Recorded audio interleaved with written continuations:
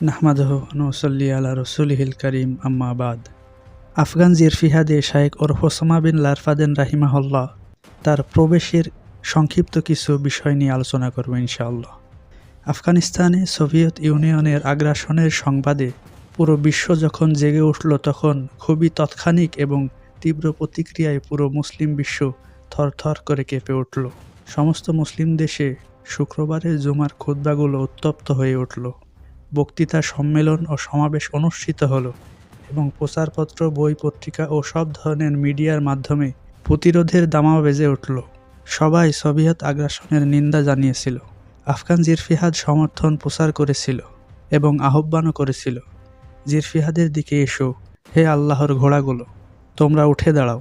যখন শায়েখ ওরফ Osama bin লারফাদেন রাহিমাহুল্লাহ আফগানিস্তানে সোভিয়েত আগ্রাসনের খবর পেলেন, তিনি সেখানকার ইসলামী সংগঠনগুলোর সঙ্গে সমন্বয় করার পর বিষয়টি সম্পর্কে সার্বিক ধারণা নেওয়ার জন্য পাকিস্তানে গেলেন। আগ্রাসনের মাত্র 17 দিন পর তিনি সেখানে পৌঁছলেন। 1980-র 10 জানুয়ারিতে তিনি লাহোরে গেলেন। ইসলামী জামায়াতগুলোর আমিরদের সাথে সাক্ষাৎ করলেন, কিছু টাকা ওনাদের দিলেন এবং অনুরোধ করলেন যে তা মুরফুজাহিদিনদেরকে দেওয়ার জন্য এবং মুরফুজাহিদিন নেতাদের কাছে এই অর্থ পৌঁছে দেওয়ার জন্য। সেখানকার আমিরগুলো ওনাকে এই অর্থ পৌঁছে দেওয়ার জন্য ওয়াদা করলেন। সেই সময়ে সবচেয়ে পরিচিত কিছু আফগান জিরফিহাদের নেতারা ছিলেন। শায়েখ ওরফ ওসামা বিন লারফাদেন রাহিমাহুল্লাহর সাথে তাদের খুব ভালো সম্পর্ক ছিল, কারণ তাদের মধ্যে কয়েকজন হজের মৌসুমে ওনার বাবার মেহমানখানায় আসা যাওয়া করতেন। শায়েখ ওরফ ওসামা বিন লারফাদেন রাহিমাহুল্লাহ তখন এই প্রাথমিক সফরগুলি গোপন রাখার প্রতি সতর্ক ছিলেন, কারণ তিনি তখনও সৌদি সরকারের এই সোভিয়েত আগ্রাসনের প্রতি দৃষ্টিভঙ্গি ভালোভাবে জানতেন না।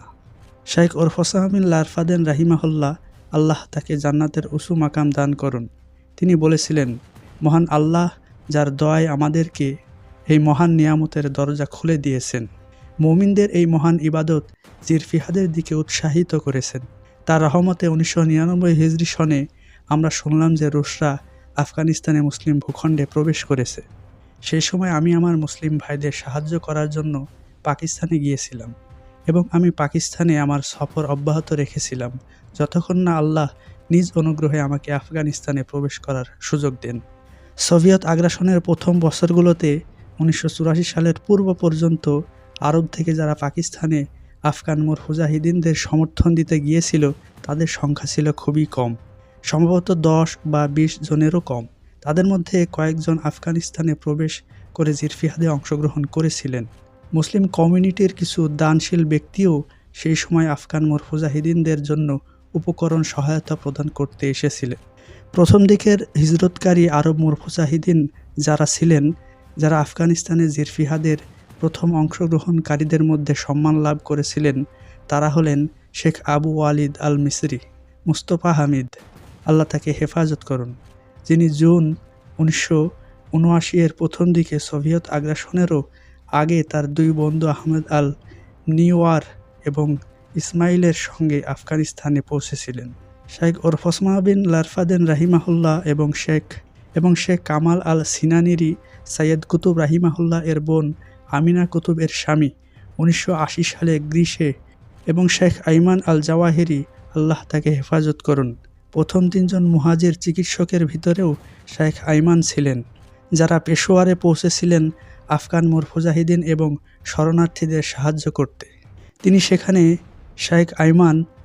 সেখানে 4 মাস ছিলেন এবং মার্চের 1981-এ আবার ফিরে এসে প্রায় 2 মাস অবস্থান করেছিলেন।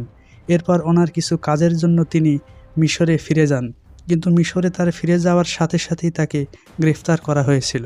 তিনি 1986 সালের অর্ধেক সময় পর্যন্ত আফগানিস্তানে জিরফিহাদের মাঠে ফিরে আসতে আর সক্ষম হয়েছিলেন না। সম্মানিত ভিউয়ার্স, সংক্ষিপ্ত কিছু তথ্য পেশ করলাম ইনশাআল্লাহ। চ্যানেলটি সাবস্ক্রাইব করে রাখুন। আমি আবু উবাইদা ছিলাম আপনাদের সাথে।